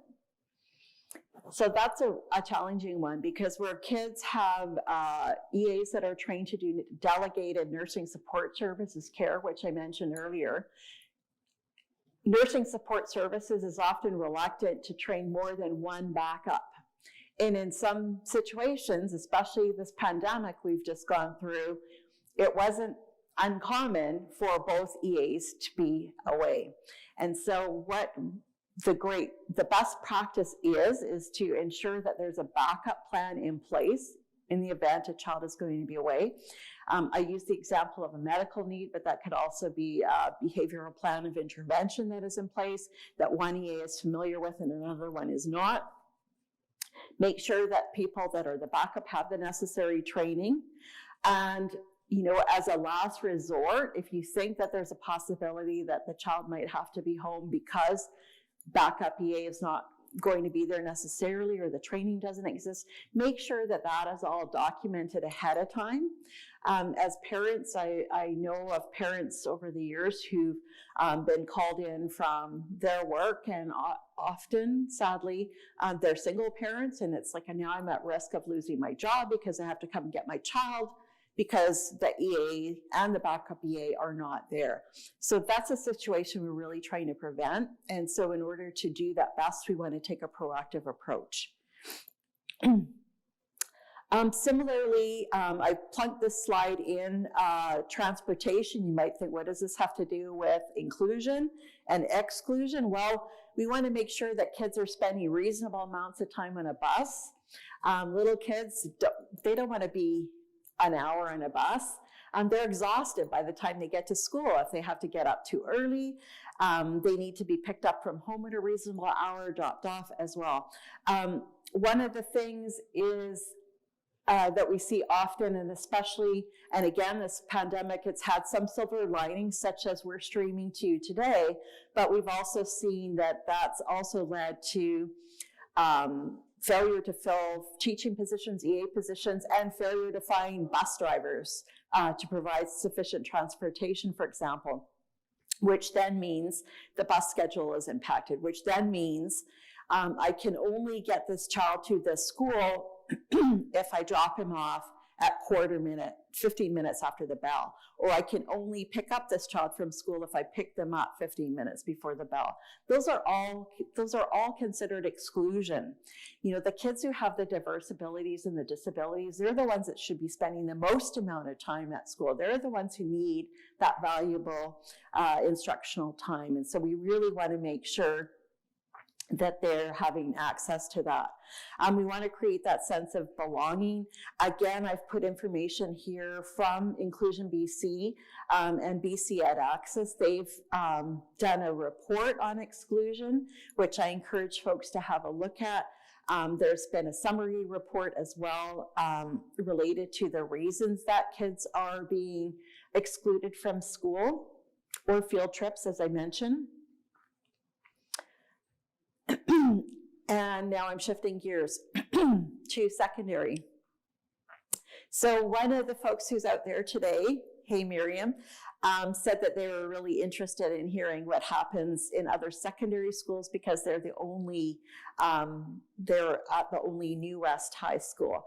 And so this is not going to be the greatest answer for you because I think there really is a huge amount of district variation out there. But essentially, what I do see is variations from hand timetabling for courses, smaller class supports, career exploration opportunities. I know in Surrey, we've got a number of partnerships with Surrey Association for Community Living, as well as the colleges out there. Real efforts at inclusion, however that may be, related to having peer supports, peer mentors that exist. In Surrey, we have Check and Connect, which is an attendance monitoring program that we've got a number of our high schools utilizing, and that's been created in collaboration with some of our school psychologists. We have Connect Parent Group Training, which is an attachment-based psychoeducational intervention that runs 11 weeks, where we teach parents about principles of attachment and connection and how they are able to reflect on their own experiences and how their own experiences dictate how they interact and engage with their kids. Peer supports, as I mentioned. So it really does vary, and I'm sure that's not the greatest answer that you were hoping for. I'll try to do better as I learn more about what is happening in other districts. But suffice it to say that when we're looking at any transitions, we want to make sure that what we're doing is what's in the best interest for those kids. And as I said earlier, if you met one child with autism, you've met one child with autism. And that could be said for any manner of needs. And so I think what really is effective practice is for people to be beginning in the spring of the previous school year, that transition process. Usually that happens after the March spring break. And essentially that looks different depending on the district and sometimes even depending on the school. But essentially that would mean a team of individuals from a secondary school, usually an inclusion teacher, counselor, sometimes the vice principal, meeting with the grade 7 teachers and other staff at that elementary school, and essentially getting to know those students. So what is the current programming in place? What are the structures and supports that work best for those kids? Because again, we want to make sure that we tailor their educational programs to their likes, their strengths, and we want to minimize those areas where they're not so good and use those strengths to build on those areas that are more stretches. Just like we want to know when we're transitioning to kindergarten, we want to know who are those community agencies that are providing support for those kids. Is there a children and youth with support needs social worker involved, or is there a behavior analyst? Is there medical support, OT/PT support? What about potential triggers for kids? Is there a positive behavior support plan in place? Is there an employee safety plan in place? Is the child going to be able to get to school on their own independently, or are they going to be in need of transportation? It's often great if the inclusion teacher can have an observation, as we would do when kids are transitioning to kindergarten. And ideally, timetabling. I always say to myself, in that ideal world, the kids that have the greatest needs should have their timetables scheduled first. And once those kids who have the greatest needs are timetabled, then let's look at where everybody else is. Unfortunately, oftentimes, kids that are experiencing strengths and stretches in areas that are more specific are not always able to get the courses that they want because the course might be full. And my bias says those kids should have the first kick at the can there.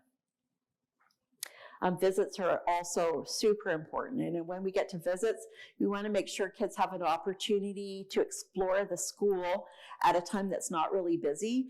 Sometimes this works really well if they can get there after school, like at 3:30, if their support staff or whoever is facilitating that transition can get them to do a school visit. It could be self-directed or it could be with support during a time that's not busy. It's always good to meet key people, spend time with them. And that's the case also for transitioning to kindergarten. And sometimes what's helpful is if people have photos of the staff that they'll be working with. And I have a question from the audience.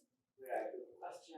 Are parents involved in the provision of info for transition from one school? Sorry, I missed that. Are parents involved with the provision of information from one school to another? For transitions from grade 7 to 8, it's a great question. They should be, would be the answer. And so, you know, as I've said earlier, meaningful consultation is key. As your child is moving from grade 7 to 8, you want to be involved in that process. You know what your child's strengths are. You know what your child's interests are. Who's best placed to determine what courses your child is registered for when they get into high school. So I would say absolutely. And if no one has reached out to you, I would reach out to them. It's a great question. Thank you. So photos are a good thing to help kids get used to people before they're actually in that physical setting. This works for transitioning to kindergarten or transitioning from school to school or from grade 7 to grade 8. Get pictures of the staff that you anticipate that child will be working with or that youth will be working with. Create a booklet. I'm a fan of creating like photo books myself. And I've often thought how great to have, you know, a photo. Let's go up to the school with the camera. Let's take pictures of the outside of the school. Let's take pictures of the classroom.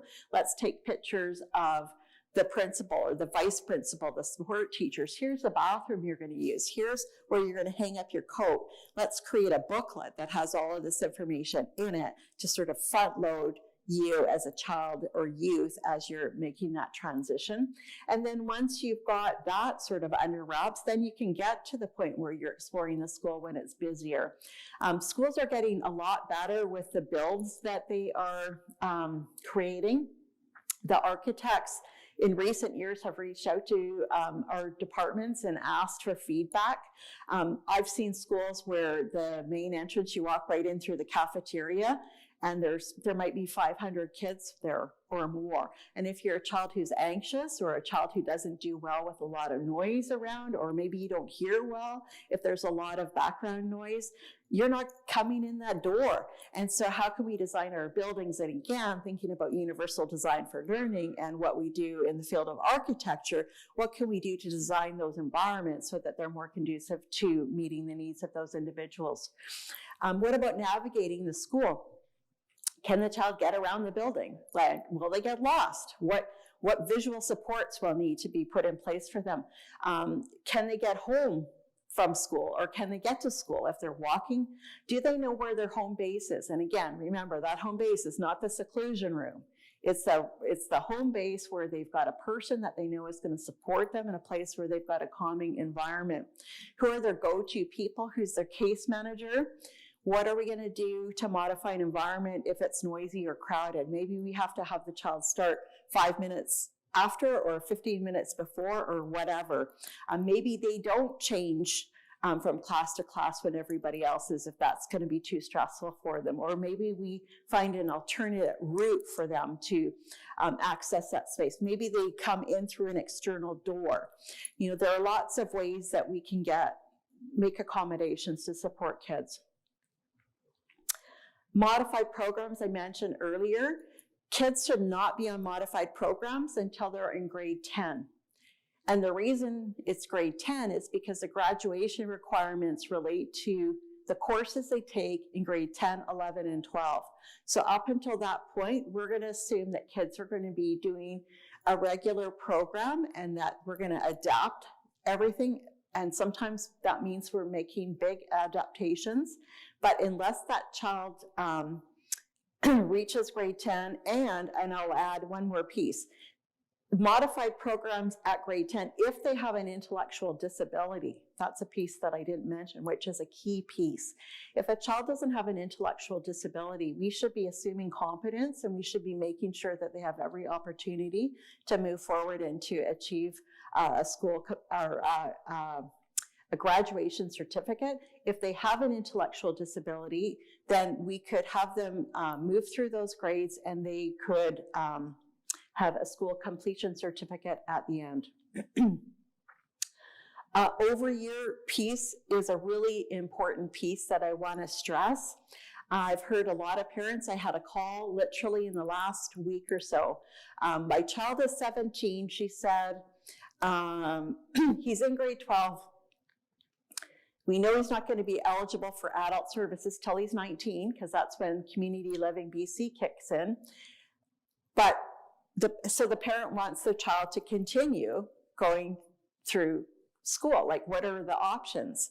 And I said, well, if the child was reported by that school last year as a child who has diverse abilities, disabilities, or in the ministry's language, special needs, the district is actually able to claim them as a child with those special needs. So thinking back to the level 2 funding that I mentioned, level 1, 2, and 3, we can actually as a district, get funding for those kids to continue to the point where they graduate, if that's the path.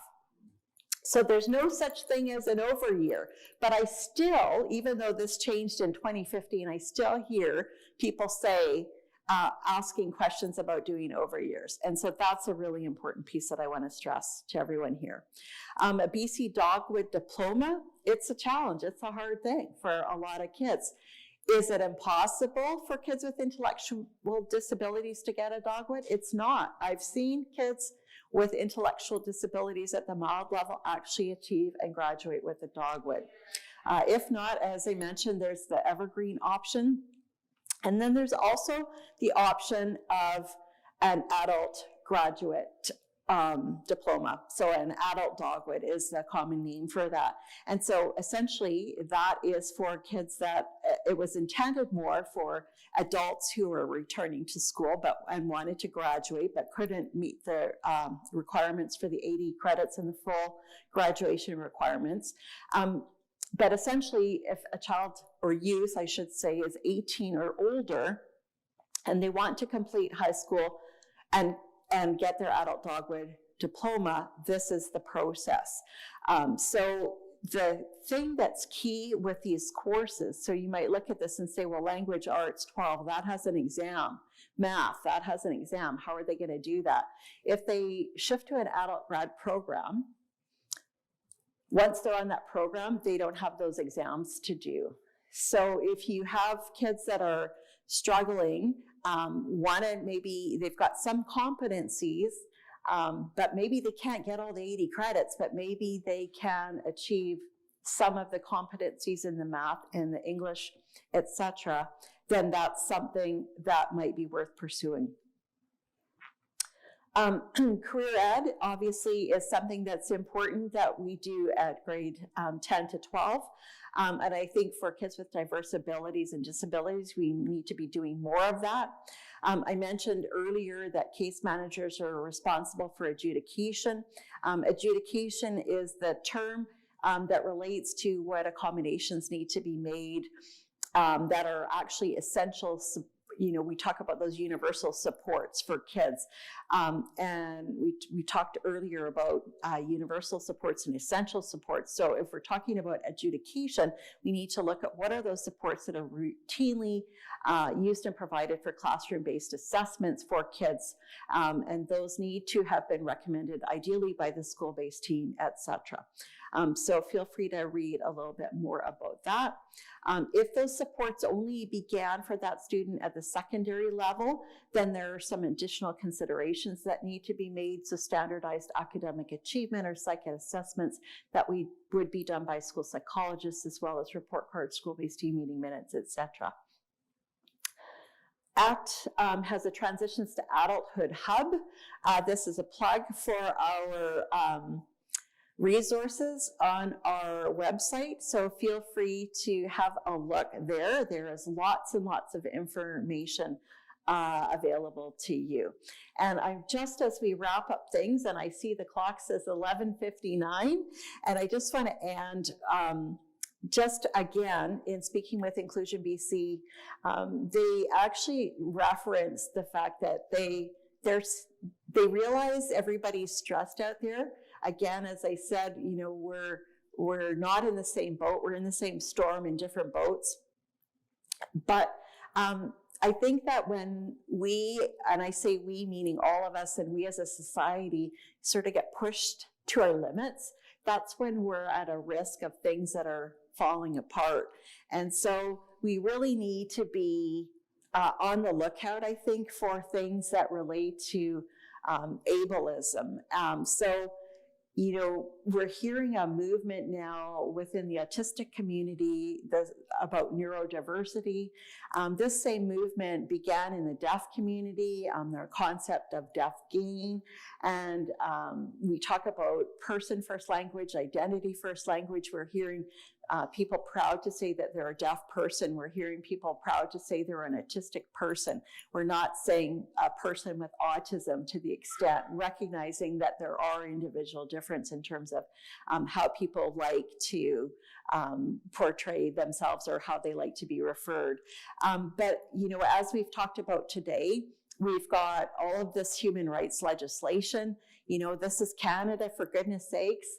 We should have accessible schools and learning spaces and playgrounds.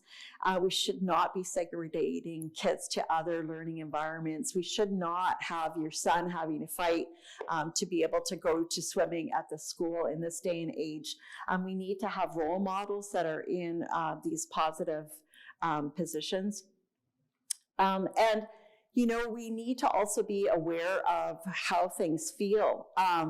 One of the things that, and I think we've all seen it, is, wow, I can't believe you did that, or I can't, you look really this way, or you look really that way, or I'm surprised You know, are you sure you have that diagnosis? Like, those are not things that feel good for people, and those are all examples of ableism. Sounds like when we're talking down to people, when we're talking about people with disabilities as if they're not in the room, those are things that we really need to be aware of. And I'm going to just close this morning's talk on by providing a quote. I started with talking about the United Nations. We've interspersed throughout the presentation today, but I just want to add this quote, Antonio Guterres. We must understand and pay special attention to the specific needs and experiences of young people living with disabilities, minorities, Indigenous communities, refugees, migrants, and other groups facing special challenges. Moreover, special emphasis needs to be given to those goals that shape people's lives and futures, such as the quest to eradicate poverty, provide education for all, in particular for girls, to provide universal health care, and to ensure the rule of law. And on that note, I've got a slide for questions, but we are at 12:02, but I am here. And if you are wrapping up wherever you are, from home or work, feel free to reach out to me at any point, mschmidt@actcommunity.ca. Thank you to Catherine for card captioning. Thank you to Kang and Ryan for tech, and Mohammed for tech. And thank you to our audience for being here today. I hope everyone has an enjoyable remainder of the day. Haishka.